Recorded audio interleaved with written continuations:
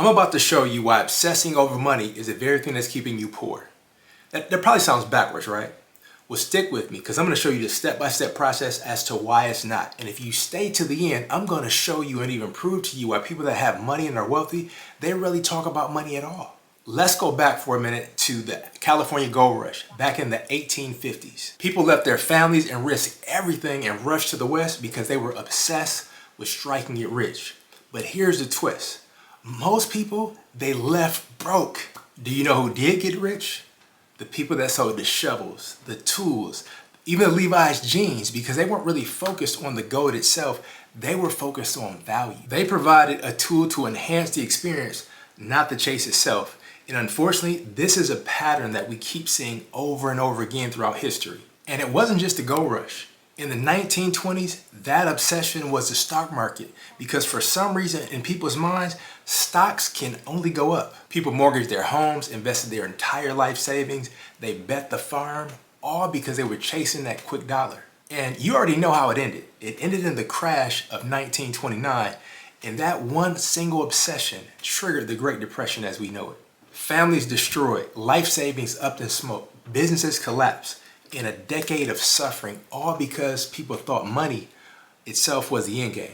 Now, before you start thinking that was over 100 years ago, it doesn't apply today. Let's fast forward for a minute.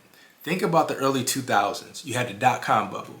2008, you had the housing crisis. And then 2021, you had crypto.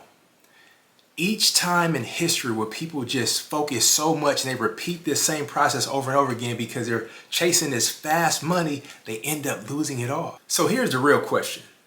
If we know history keeps teaching us this lesson, why do we keep falling into the same trap? The answer is found in behavioral finance.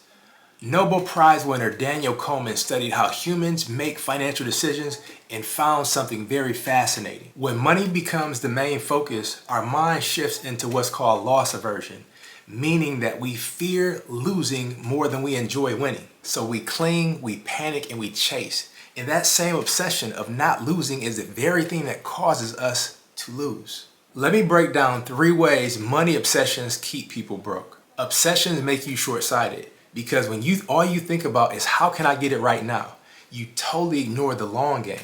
And when you think about how this plays out with money, think about lottery winners. 75% of all lottery winners in 5 years or less end up in worse financial situations after they actually win the lottery than they were before they ever got it.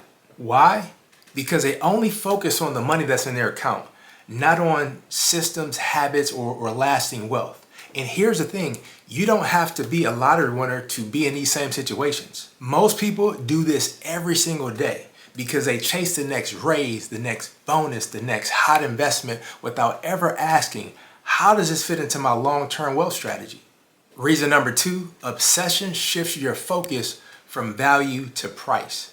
And if you look back through history, just look at the economics. The nations that thrived after World War II were not the ones hoarding money. They were the ones that invested in roads, that invested in schools, that invested in the infrastructure, that invested in the productivity and growth of the future going forward. On a personal level, people that obsess about price, they miss the bigger picture. They might fight for $1 extra at work, but they totally miss how to actually build lasting wealth long term for them and the people that they love the most. They jump at the high paycheck, but totally ignore the thing that's going to give them freedom, finances, and fulfillment at the highest level. It's like stepping over the ultimate lifestyle to settle for a life that builds somebody else's dream by depriving your own. Reason number 3, obsession traps you in scarcity.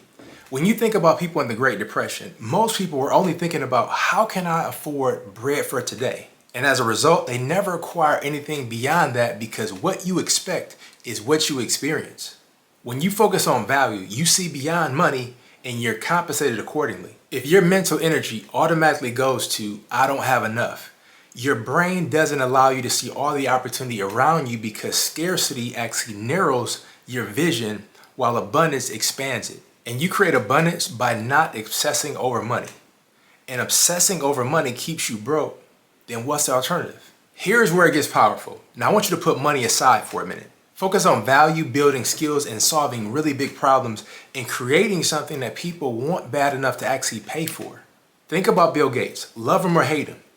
He did not obsess over money. He obsessed over putting a PC in every single home in America. And if you think of somebody like Tony Robbins, he didn't obsess over money. His mission is to end human suffering. And as a result of going all in on his mission, he makes billions with a B every single year by furthering his mission of ending human suffering. The less you obsess about money, the more you tend to attract. Why? Because you stop making emotionally fear-based decisions. You stop chasing shiny objects and you stop panicking. And instead, you build, you grow, and you serve, and money becomes a byproduct of that. Let me leave you with one question. Are you living like the gold digger, chasing the shiny rock, or are you selling the shovel, building values, systems, and lasting wealth? History is clear. The ones that obsess over money end up losing it every single time, and those that focus on value, they win. If you found value in this video, give it a thumbs up and subscribe to this channel, because this actually helps me reach my mission of helping 1 million families build wealth. And by you sharing this video with just one person, or a thumbs up or liking, or any of those things will help me in reaching that mission. Here's the thing I do want to say. Thank you for watching, and I look forward to seeing you in the next video.